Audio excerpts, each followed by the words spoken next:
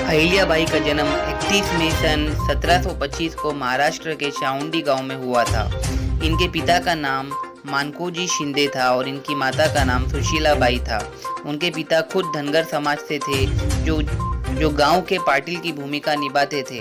उनके पिता ने अहिल्याबाई को पढ़ाया लिखाया। अहिल्याबाई का जीवन भी बहुत साधारण तरीके से गुजर रहा था।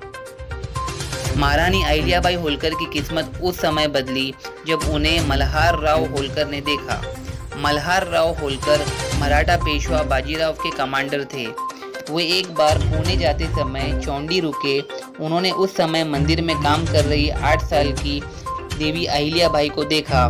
युवा अहिल्याबाई का चरित्र और सरलता ने मल्हार राव होलकर को प्रभावित किया। उन्हें अहिल्या इतनी अच्छी लगी कि उन्होंने उनकी शादी अपने बेटे खांडेराव से करवा दी।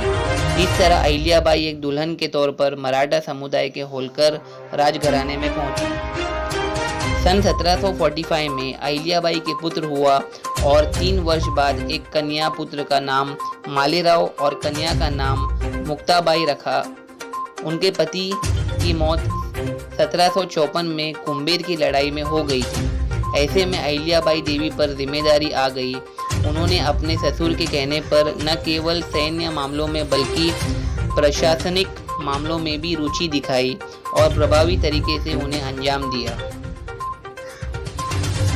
मल्हार राव के निधन के बाद रानी अहिल्याबाई ने राज्य का शासनभार संभाला था। रानी अहिल्याबाई ने 1797 में अपनी मृत्यु पर्यंत बड़ी कुशलता में राज्य का शासन चलाया। उनकी गणना आदर्श शासकों में की जाती है। वे अपनी उदारता और प्रजावत्सलता के लिए प्रसिद्ध है। उनके एक ही पुत्र था मालेराव जो 1766 में दिवंगत हो गया। 1767 में अहिल्याबाई ने तुकोजी होलकर को सेनापति नियुक्त किया। उन्हें उनकी राजसी सेना का पूरा सहयोग मिला। अहिल्याबाई ने कई युद्ध का नेतृत्व किया। वे एक साहसी योद्धा थी और बेहतरीन तीरंदाज हाथी की पीठ पर चढ़कर लड़ती थी। आज अहिल्याबाई होलकर जी के 297 जयंती पर माजी आमदार रमेश भाऊ शेंडगे जी ने सारे देशवासियों को इस जयंती पर शुभकामनाएं दी और इनके साथ ओबीसी के शांताराम डीगे जी ने भी सारे देशवासियों को इस अवसर पर शुभकामनाएं दी। देश और दुनिया की तमाम खबरों के लिए देखते रहिए सहारा अधिकार।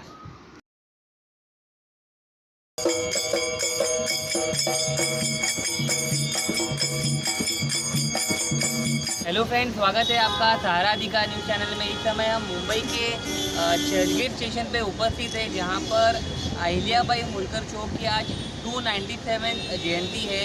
इस शुभ अवसर पर काफ़ी सारे कार्यकर्ताओं ने इस जयंती को बड़े ही धूमधाम से मनाया। हमारे साथ रमेश भाऊ शेंडगे जी है जो कि माजी आमदार है और एक बहुत ही इम्पोर्टेंट फिगर है इस जयंती सेलिब्रेट करने में।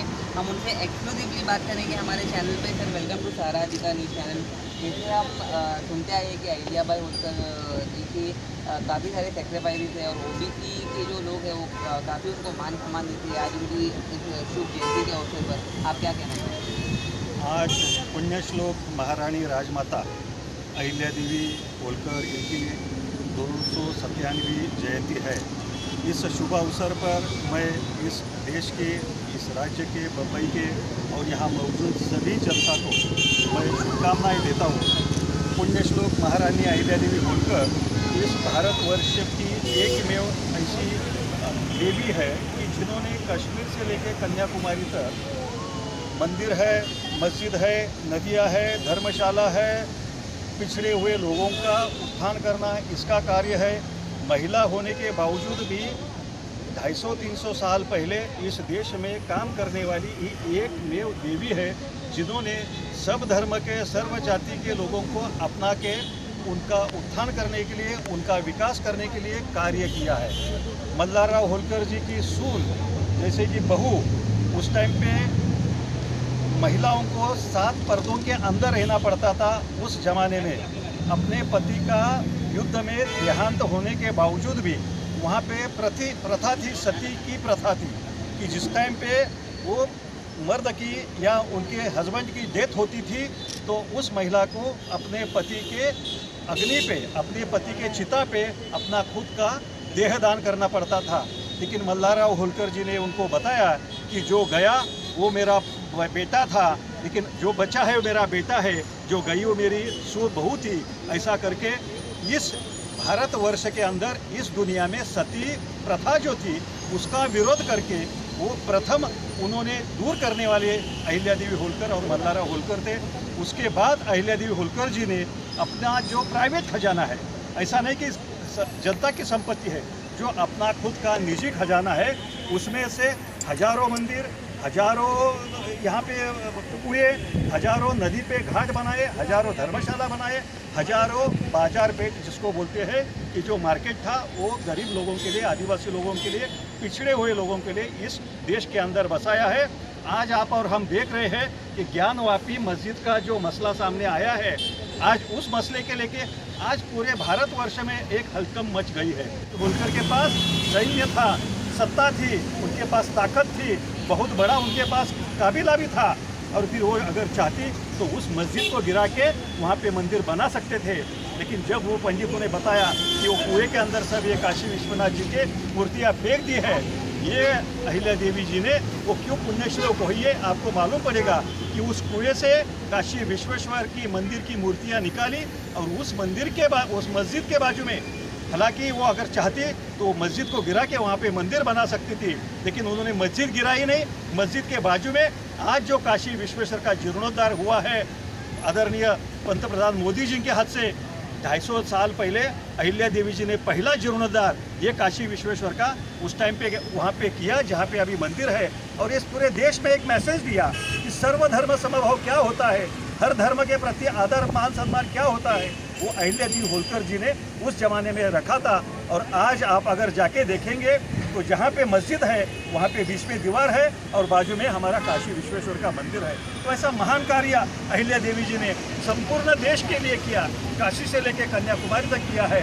आज उस देवी का जन्मदिन है, इसलिए जन्मदिन सोहला, ये समारोह सब देश में मना रहे हैं, इंदौर में मना रहे हैं, महाराष्ट्र में मना रहे हैं। हम सभी लोग यहाँ पे ये चर्च स्टेशन के सामने जो बम्बई का एक प्रमुख यहाँ पे स्थल है, स्थानक है, उसके सामने ये चौक का नाम अहिल्या देवी जी होलकर, हमारे समाज के समाज रत्न शिवाजीराव बापू शेंडगे जो माजी मंत्री थे, उन्होंने यहाँ पे ये सब पूरा ये यहाँ पे बनाया है। और सभी इस महाराष्ट्र में सिर्फ धनगर समाज के ही नहीं, क्योंकि अहिल्या देवी जी होलकर हमारी धनगर समाज की थी, लेकिन कार्य तो उन्होंने सभी समाज के लिए किया था। ये गौरव की बात है। इसलिए आज इस अहिल्या देवी जी का जन्मदिन मनाते हुए हम सभी लोगों को बहुत खुशियाँ हो रही है। और उसी टाइम पे ये काशी विश्वेश्वर का जीर्णोद्धार जो सबसे बड़ा हुआ है, आदरणीय मोदी जी ने वहाँ पे भी सबसे बड़ा पुतला अहिल्या देवी जी का बनाया है। एक मान सम्मान सर्व भारतवर्ष में धनगर समाज का और सो ओबीसी का और सभी समाज का हुआ है, इसलिए हम उनको नमन करते हैं।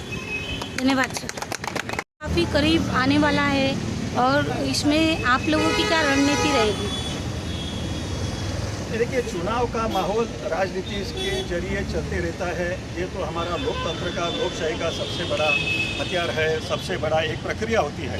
लेकिन इस चुनाव में यदि इस टाइम पे ये ऐसा हुआ है कि ओबीसी का जो आरक्षण है वो ओबीसी का आरक्षण निकल गया है, वो सुप्रीम कोर्ट के माध्यम से होगा या जो भी राज्य सरकार है, केंद्र सरकार है, उन्होंने जो भी वहाँ पे फुलफिलमेंट करना चाहिए था सुप्रीम कोर्ट के आदेश का, वो नहीं करने की वजह से ओबीसी का आरक्षण विरहित ये इलेक्शन हो रहा है।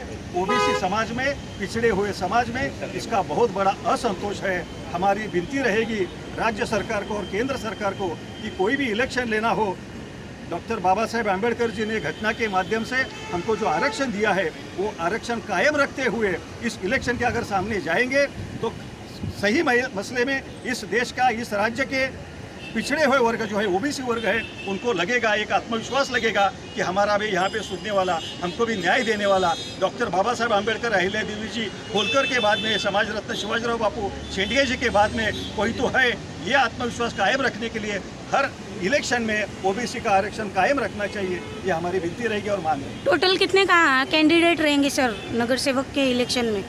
टोटल कितने कैंडिडेट रहेंगे आप लोगों की तरफ से? अभी हम देख रहे हैं कि ये कैसा न्याय देते हैं। हर पार्टी के जो भी अभी उम्मीदवार दिए जाएंगे, हम देखेंगे कि हमारा 27% का जो आरक्षण है वो 17% देते हैं। अभी तो बोल रहे हैं कोई कि हम 17 देंगे, हम 30% देंगे, कोई बोलते हैं कि हम 40% देंगे। लेकिन असल में जब लिस्ट आ जाएगी, जब भी हमको मालूम पड़ेगा कि असल में उतना मिल रहा है या कम मिल रहा है। अगर अन्याय हो रहा है तो ओबीसी समाज ये अन्याय सहने वाला नहीं है। उसके अन्याय के खिलाफ ये इलेक्शन में किसी भी पार्टी का होगा, उनके खिलाफ ये ओबीसी समाज खड़ा रहेगा। धन्यवाद सर। सर क्या कहना चाहोगे, आज इतना अच्छा शुभ अवसर है और काफ़ी अच्छा यहाँ पे प्रोग्राम आप लोगों ने आयोजित किया और जनता को काफ़ी अच्छा संदेश दिया है, तो जनता को आप क्या अपील करना चाहोगे आज के प्रोग्राम को लेते हुए?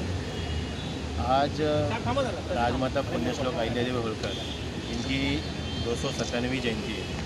इस जयंती के अवसर पर हम पूरे बम्बई के जो धनगर समाज के लोग हैं और ओबीसी समाज के लोग हैं, आज सब यहाँ पर हम लोग सुबह से इकट्ठा होकर इनकी जयंती हम लोग साजरी करते हैं, वो भी एकदम धूमधाम से मना रहे हैं। अब ये भी देखिए, ये भी आए हैं तो इनका ओवी का कार्यक्रम होता है, तो ये कोल्हापुर से आए हैं और ये भी बहुत एंजॉय करते हैं पब्लिक पूरी। तो सुबह से जो नेता मंडली आए थे और जो भी यहाँ के मंत्री वगैरह सब जन आए थे, वो भी देख के इतने खुश हो गए। और एक यहाँ से मतलब एक संदेश ऐसा भी जाता है कि चर्च के स्टेशन एक मेन पॉइंट है और मेन पॉइंट पे हमारी माता का यहाँ पर स्थान है। तो मैं देशवासी को यही शुभेच्छा देना चाहूँगा कि अहिल्यादेवी होलकर का इतिहास तो बहुत बड़ा है, वैसा देखा जाए तो इतिहास में जाएंगे तो उसके लिए बहुत बड़ा मतलब बात करने के लिए होगा। बट यही मैं बोलना चाहूँगा कि जयंती बड़े धूमधाम से पूरे इंडिया में मनाई जा भी रही है और ये साल में ज़्यादा करके पॉलिटिकल लोग ज़्यादा ये कर रहे हैं, जयंती साजरी कर रहे हैं, क्योंकि थोड़ा सा ओबीसी का मैटर भी चल रहा है। तो जो 27% का आरक्षण है उसके वजह से अभी उनको ओबीसी की याद आ रही है।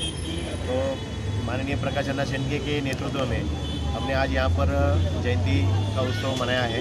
प्रकाश हमारे जो अन्ना है वो कुछ कारण आज यहाँ पर नहीं आ पाए, लेकिन हमने उनकी कमी यहाँ पर महसूस होने नहीं दिया है। तो उनके नेतृत्व में यहाँ पर जयंती बड़ी धूमधाम से हम लोगों ने मनाई है। धन्यवाद sir. So friends, this was Mr. Shantaram Digge from OBC and he has wished all the members of OBC Arakshan and everybody on behalf of the 297th anniversary of Ahilyabai Holkar ji, and he clearly stated that under the leadership of Mr. Prakash Anna Shetye ji, he will try his best to reform the movement and in the field of education as well. He is all the updates regarding our news channel.